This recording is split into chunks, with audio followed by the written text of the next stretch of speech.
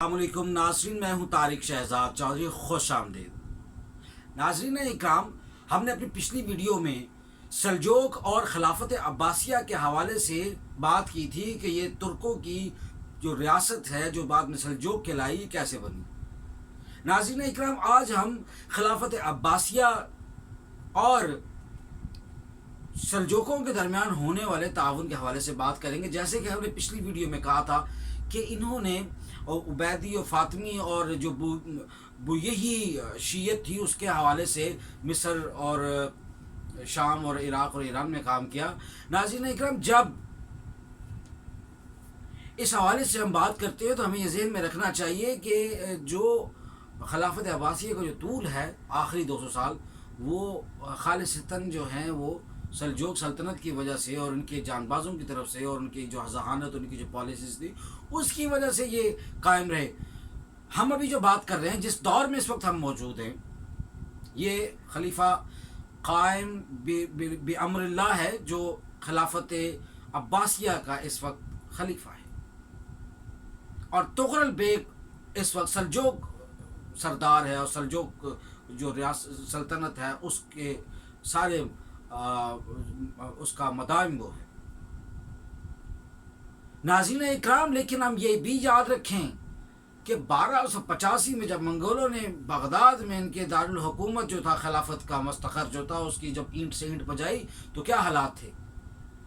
इनके अब यहाँ से बड़ी सूरत हाल बड़ी गंभीर भी है और बड़ी पेचीदा भी है, और साथ साथ मैं थोड़ा सा आयादा भी करता चलता हूँ। अब खलीफा कायम बिन अमरुल्लाह ने बगदाद में बहुत ही खूबसूरत इस्तकबाल किया, बड़ा पुरतपाक इस्तकबाल किया जनाब तुगरल बेग साहब का। और इस हवाले से किताब अल सलातीन फिल मशरिक अल अरबी डॉक्टर आसाम और मोहम्मद शबारू की सफ़ा नंबर 171 के ऊपर ये दर्ज है जनाब के ये जब सारे मामलात करके वो आए, ये जो उनकी मदद दाएं बाएं से उन्होंने की, उसके बाद उनको जनाब खिलाफत अब्बासिया में इराक़ में उनका बड़ा शानदार किस्म का बगदाद में इस्तकबाल हुआ। उस वक्त की ये रिवायत थी कि जुमा जो है वो सलातीन या जो सरकार वो ख़ुद पढ़ाती थी और उनके इंतज़ाम में होता था। तो इनके नाम के मस्जिदों में जनाब तुगरल बेग साहब के खुतबे पढ़े गए, खिलत फ़ाखरा से नवाजा गया, और बहुत सारी ऐसी चीज़ें होती रहीं जिससे इनकी जो इतनी जो दादुहुश है और इनकी जो ताज़ीम है उससे दुनिया में भी सल्जोकों को बड़ा जो है वो उनका एक किरदार भी सामने आया और उनकी समाजी मुआशी और माशरती हैसियत में भी फ़र्क। लिहाजा तुगरल बेग अब्बासी खिलाफत के जो अमीर थे जनाब कायम बिन अमरुल्लाह के साथ बड़ा मजबूत ताल्लुक़ उस्तवार हुआ। लेकिन क़यामत दौलत उस्मानिया के सफ़ा नंबर 19 में एक और बात का भी इंदिया दिया गया कि इन्होंने अपनी जो खिलाफत थी उसको मजबूत करने के लिए रिश्तेदारियाँ भी की।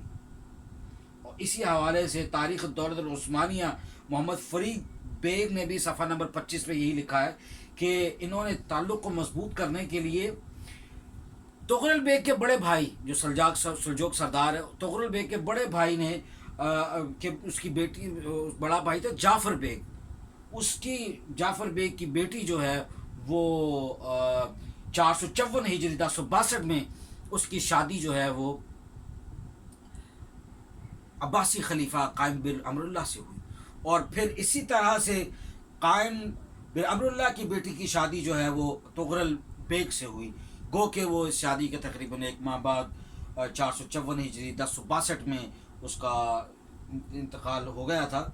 लेकिन अर्ज़ करने का मकसद ये है कि हवादिस कितनी तेज़ी से तब्दील हुए और इनका जो बाहमी मिलाप था सल्जोकियों को पूरी दुनिया में, इससे एक तो उनकी जो सल्तनत थी उसको एक वक़ार भी मिला, इनको एक अपनी सल्तनत के अंदर और दूसरी सल्तनतों के दरमियान सफारतकारी और अब्बासी खिलाफत के ज़ेर साया उनके ततब्बो के अंदर रहते हुए इन्होंने जो उस वक्त तक के जो मामला थे 1062 तक के, वो आज आपकी खिदमत में पेश किए हैं। तो इंशाल्लाह अगली वीडियो में अगले لاہ عمل کے ساتھ ہم بات کریں گے، اور اس میں ہم بتانے کی کوشش کریں گے کہ جو سلجوق سلطنت کے جو آخری 3 بادشاہ ہیں ان کے حوالے سے ہم سلطان علب شاہ کے حوالے سے بات کریں گے، اور ان کی جو کیا خدمات رہی ہیں ارطغرل کے بعد. تو تب کے لیے اجازت دیجیے. بہت شکریہ.